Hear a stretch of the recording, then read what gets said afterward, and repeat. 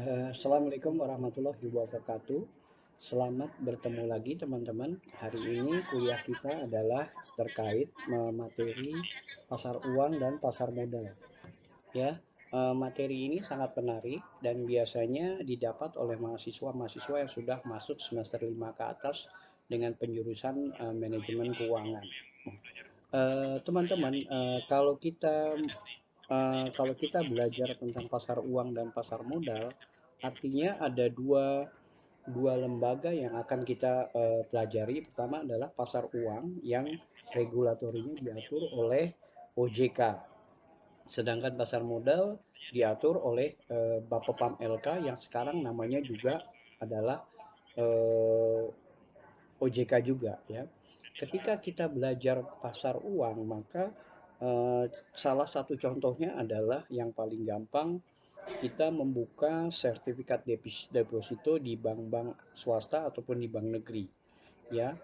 Kemudian yang kedua mungkin ada yang namanya disebut dengan interbank call money. Jadi interbank call money adalah suatu kegiatan yang dilakukan oleh satu bank terhadap bank lainnya jika bank tersebut ingin meminjam uang dari bank yang lainnya. Jadi mekanisme inilah yang dilakukan. Dua contoh ini merupakan contoh utama daripada pasar uang. Baik, kalau kita ke berikutnya, ke pasar modal. Di pasar modal itu instrumen-instrumennya ada tiga. Pertama adalah kita saham, kedua adalah obligasi, dan ketiga adalah reksadana. Ya, masing-masing instrumen ini tentu saja mempunyai kelebihan-kelebihan dan kekurangan-kekurangan. Tergantung investor minat yang mana ketika dia akan melakukan investasi di pasar modal. Contoh, saham. Saham itu mempunyai beberapa keuntungan. Pertama adalah keuntungan capital gain, yaitu keuntungan capital gain adalah keuntungan yang didapat dari hasil jual dan beli. Misalkan hari ini dia membeli saham PTA dengan harga 100, besok harga saham PTA itu naik jadi 110.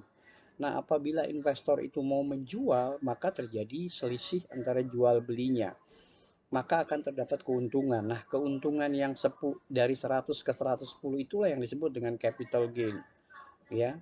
Keuntungan yang lain didapat oleh investor ketika dia membeli saham adalah dividen. Banyak emiten melakukan pemberian dividen kepada investor-investornya.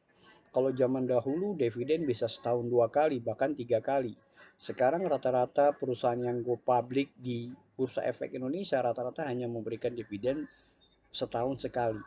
Katakanlah ketika dia mendapatkan dividen, nanti kita tinggal hitung berapa saham yang kita pegang pada saat book closing date, ditambah jumlah saham kita ada berapa pada saat itu. Kemudian nanti emiten akan mengumumkan, misalkan satu lembar saham akan mendapatkan 300 perak, 500 perak, ataupun 600 perak. Nanti kita tinggal hitung dari yang kita punya ditambah dividen yang didapat yang diumumkan oleh emiten tersebut. Itulah keuntungan yang kedua apabila kita melakukan investasi di bidang saham. Saham juga bisa juga menyebabkan kerugian kepada investor. Pertama, kalau tadi ada capital gain, maka pemegang saham juga bisa mendapatkan capital loss. Capital loss adalah keuntungan sebagai hasil dari jual beli saham. Capital loss terjadi apabila harga saham yang kita beli terdapat penurunan-penurunan harga di hari-hari berikutnya.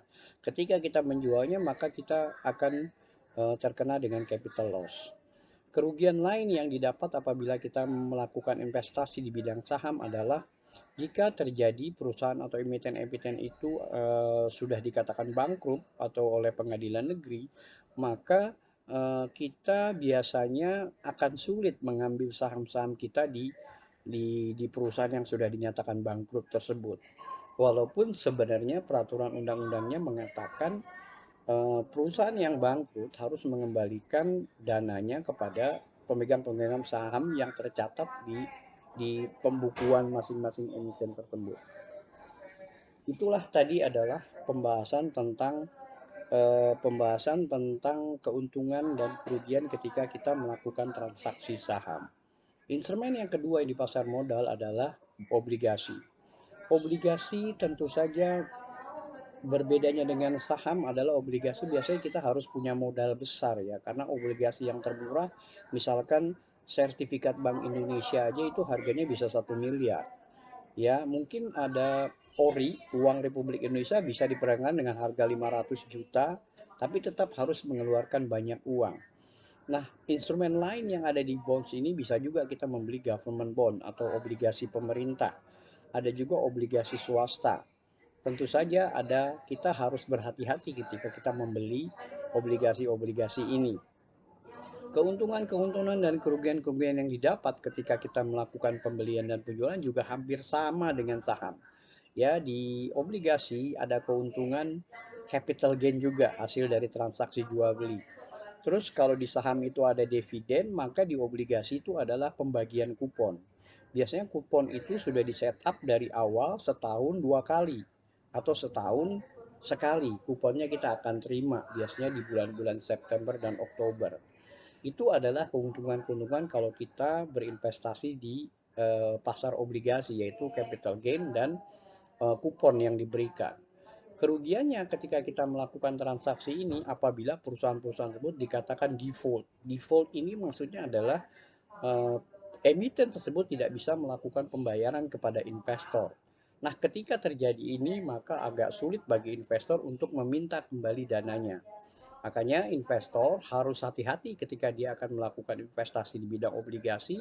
Dia lihat dulu obligasi macam apa yang bisa menjanjikan keuntungan atau return yang tinggi kepada transaksinya. Transaksi yang ketiga adalah instrumen yang ketiga, ia adalah namanya reksadana. Reksadana ini agak sedikit dengan biaya yang lebih ekonomis karena dengan modal 500.000 kita bisa membuka rekening di perusahaan sekuritas atau di fund manager. Nah, di reksadana ini nanti semua transaksi kita serahkan kepada fund manager tersebut. Fund manager tersebutlah yang akan mengelola dana kita, dana orang lain, kemudian mereka yang mengatur semua pembelian-pembelian surat berharga yang ada di Bursa Efek Indonesia. Fund manager ini tahu persis bagaimana dia mengembangkan aset daripada investor-investornya ya. Biasanya investor itu akan tahu perkembangan asetnya dengan diberikan laporan dari bank kustodinya. Bank kustodinya akan melaporkan net asset value ataupun unit penyertaan yang didapat oleh investor A. Misalkan hari ini dengan modal 500.000, besok dia akan menerima pelaporannya. Pelaporannya hasil dari transaksi di reksadana apakah naik jadi 550 atau juga bisa naik jadi 560.000 atau juga bisa menjadi 600.000. Jadi transaksi di reksadana lebih murah dan lebih aman. Saran saya kepada investor-investor pemula sebaiknya melakukan transaksi di bidang reksadana ini. Baik, itulah tadi teman-teman kita sudah sedikit belajar terkait instrumen-instrumen yang ada di pasar modal. Di pasar modal biasanya juga kita harus memahami apa yang disebut dengan tingkat resiko ya. Ketika kita berharap satu investasi kita akan mengalami keuntungan besar, maka di lain pihak juga akan ada resiko-resiko yang kita tanggung. Resiko-resiko itu bisa kita pelajari kalau di pasar modal itu ada namanya teori CAPM, Capital Asset Pricing Model. Capital Asset Pricing Model ini teori-teori yang dibuat oleh ahli-ahli keuangan dari luar negeri. Pertanyaannya apakah teori-teori ini cocok buat transaksi saham di Indonesia? Saya bisa katakan teori ini sangat bermanfaat, tapi kalau untuk pasar modal di Indonesia yang sifatnya masih semi strong, teori-teori ini belum applicable benar. Ya, kita bisa memakai itu sebagai panduan, tapi jangan terlalu fokus juga ke sana. Karena kalau kita terlalu fokus ke sana, akhirnya kita tidak melakukan investasi. Kita menjadi mungkin khawatir jangan-jangan investasi kita tidak mendapatkan keuntungan, kira-kira begitu ya. Yang kedua adalah teori, misalkan teori arbitrase pricing model. Arbitrase pricing model ini teori yang paling umum yang digunakan oleh investor-investor ataupun broker-broker dealer yang melakukan transaksi jual beli saham di transaksi Bursa Efek Indonesia. Intinya arbitrase pricing model ini adalah mengambil keuntungan dari selisih jual beli dari hasil transaksi perdagangan saham. Demikianlah kira-kira teman pelajaran singkat dari kami terkait masalah instrumen-instrumen yang ada di pasar uang dan pasar modal. Semoga video pembelajaran ini berguna bagi saya dan juga bermanfaat bagi teman-teman semua. Akhirul kalam, saya mengucapkan terima kasih banyak. Mohon maaf jika ada kesalahan dan kita ketemu lagi di channel yang akan datang.